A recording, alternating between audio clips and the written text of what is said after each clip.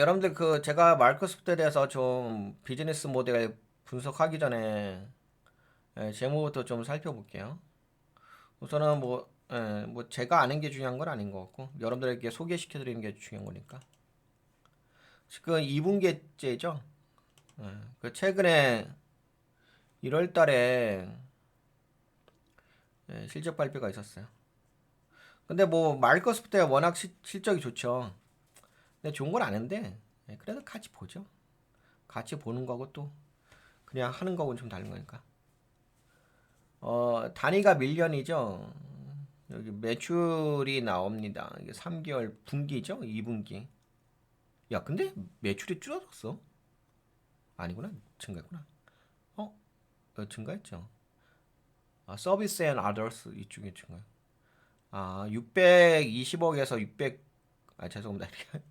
국내 종목 분석하는 게 620억 달러에서 696억 달러 증가했네. 그로스 마진도 뭐 증가했다. 그쵸? 다 증가했죠, 이거. 넷이컴 순이익도 증가했지. 218억 달러에서 241억 달러 증가했어. 441억 달러에서 그리고 뭐 EPS도 증가해가지고 네, 여기 보시면 뭐 2.94에서 2.24. 하여튼 뭐 좋아요. 뭐 재무는 괜찮아요. 당연히 괜찮겠지. 탑을 달리는 기업인데. 근데 그래도 혹시나 싶어가지고 보는 거예요. 어떤가 싶어가지고 이제 가치 평가는 데서. 그래서 영업이익률이 46%예요. 46%, 45% 이래요. 순익률이 36% 수준이고요. 예. 뭐 자본이 부채보다 살짝 많고요. 괜찮아요. 뭐 매출도 전년 대비해 가지고 14.1% 증가했죠. 영업이익도 15.3% 증가했고 순이익도 10.4% 증가했고 오히려 부채가 줄어들었네. 마이너스 5.1% 줄어들고 자본이 12.8% 증가했다. 그래서 뭐 재무는 좋은 회사입니다. 그리고 아까 보신 것처럼 다 증가하고 있고. 근데 이제 이런 게 있는 거지. 뭐 어떤 부분이 있냐면은 최근에 관세 이슈로 인해서 좀 빠진 게 있는 것 같아요. 근데 이 추세 주봉에서도 빠졌네. 추세가.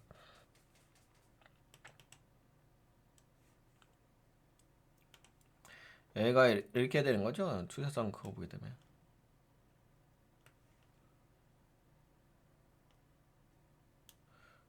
이미 꺾였네요. 추세가 꺾인 게 있다. 그렇죠. 꺾였죠. 이게 그게 있나?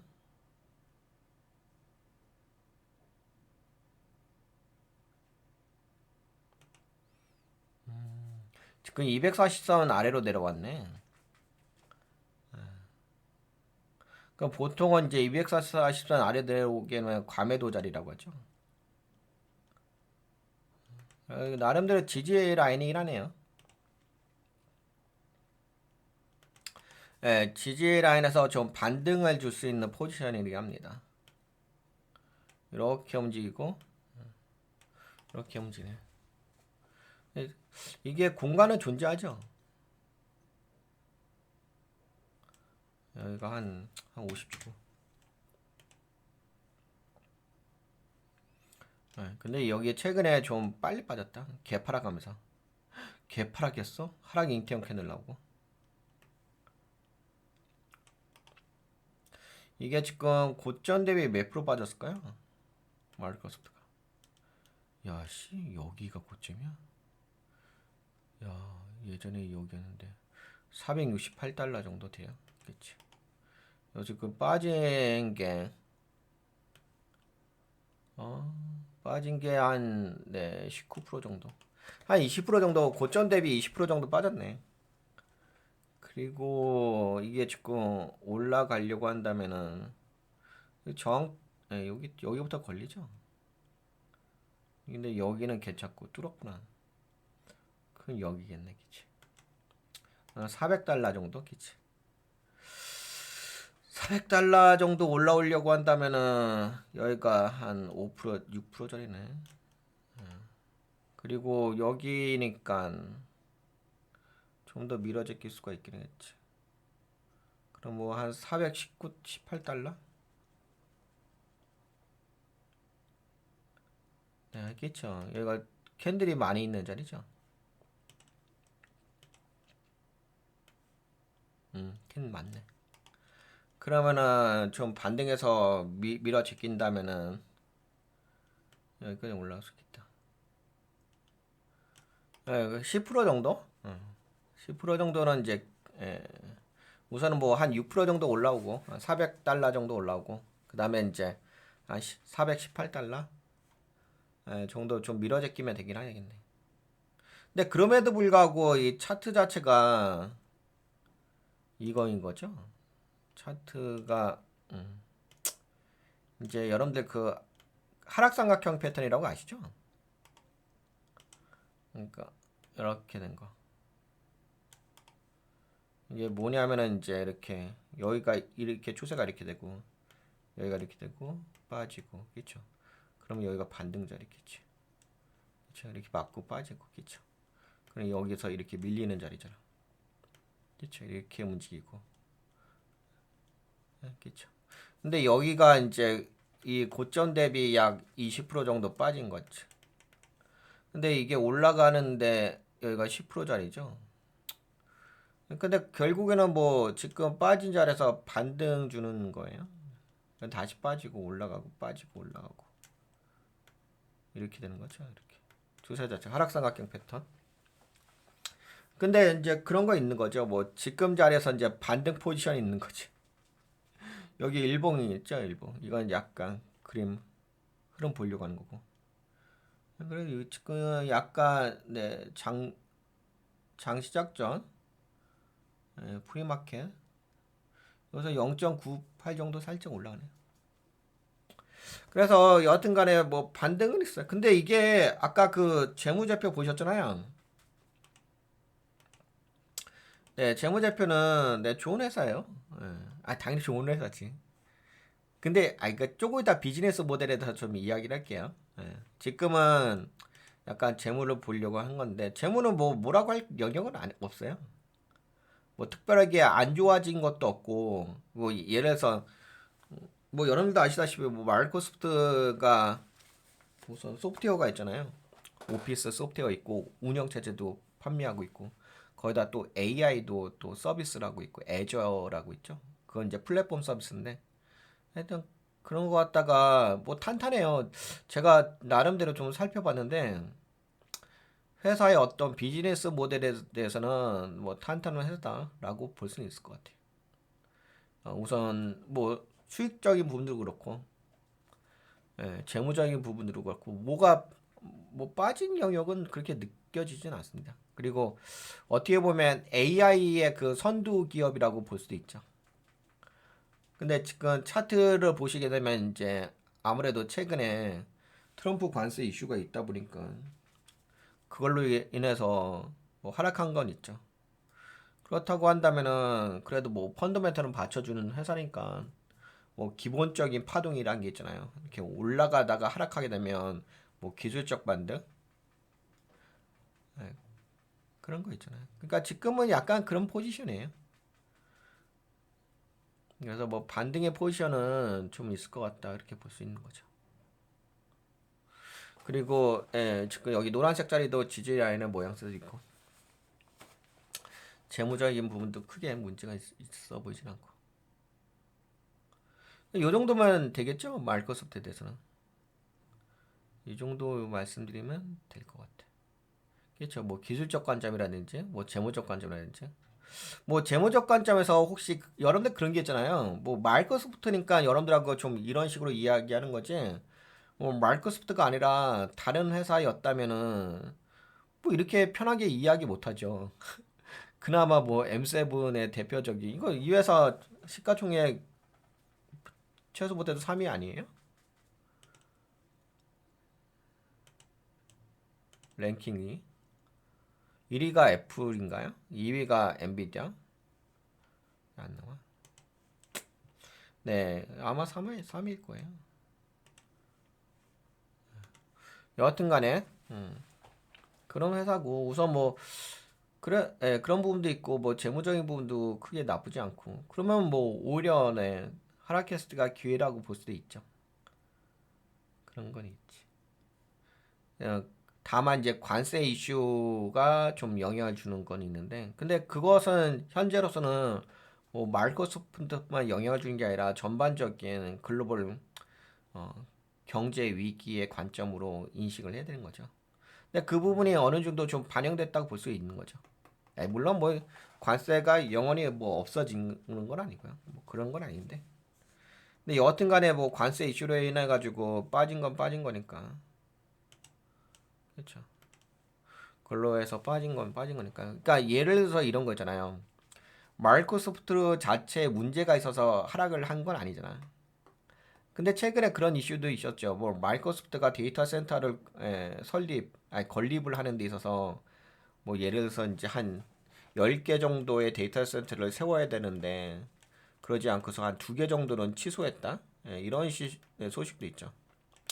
그래가지고 뭐 그런 부분이 마이크로소프트의 어떤 성장성이 있어서 약간 의문보호를 일으키는 시그널이 아닌가? 이렇게 보시기도 하는데 제가 분석해 본 결과 그 정도까지는 아니더라고요.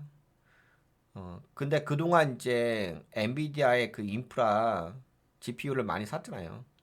많이 사놓은 건 있으니까 약간 이제 인프라를 많이 확충해 놨으니까 이제는 좀 덜 확충해도 된다.